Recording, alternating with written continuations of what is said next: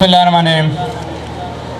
President, when American press asked whether the Muslims are nation or not in July 1942, it was Jinnah who replied like this: "We are a nation with our own distinctive culture and civilization, language and literature, art and architecture, name and nomenclature, sense and values and proportion, legal laws and moral codes, customs and calendar, history and tradition, aptitude and ambition. And we have our own distinctive outlook on life and of life."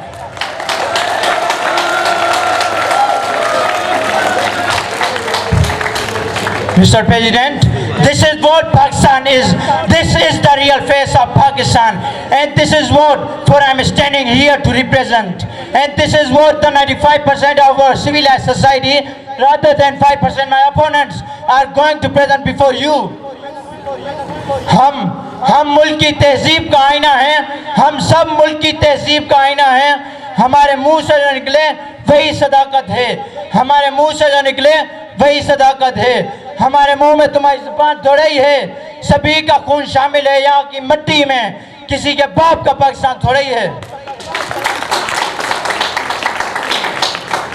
Mr. President, we Pakistanis are always labeled and blamed as uncivilized nation by the peoples who are seeking for the civilization yet. Mr. President, let's come to facts and figures of this present. Proudly Pakistani society, number one, Pakistan human rights records has dramatically improved since the reform that took place after tenure of President Ziaul Haq in 1988. In spite of complexity and diversity of Pakistan, the Human Rights Commission of Pakistan is an independent, unprofitable organization with no association and affiliation with government or any political party. Is this possible in uncivilized society? Mr. President, another example, the government of Pakistan has introduced a special hardcore poverty alleviation program for the focusing on very poor families through the Benazir Income Support Program. The main objective of this program: first, the empowerment of women of Pakistani society; second, to bring women in mainstream; third, awareness rising among the citizens; and fourth, capacity building of women; fifth, to register women under Nadra.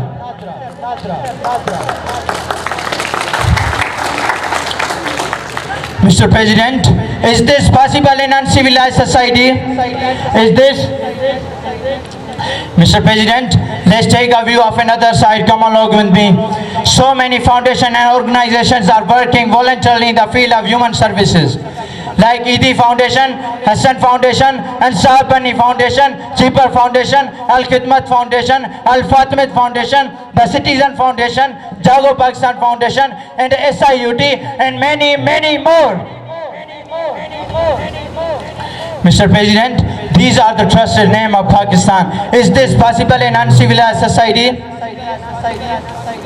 Mr. President, these organizations are doing for the sustainable development activities and providing the home environment and shelter to the poor and marginalized peoples, and promoting the human capital development and providing the necessary health services, education, environmental protection, caring the orphan children, and promoting the youth clubs and conducting advocacy to the emerging issues.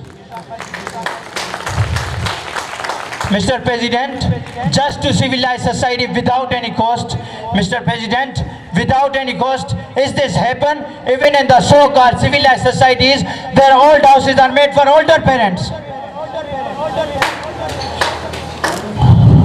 Mr. President, we proudly stand among the bravest nation as we live in this condition. No other nation could not even think of surviving.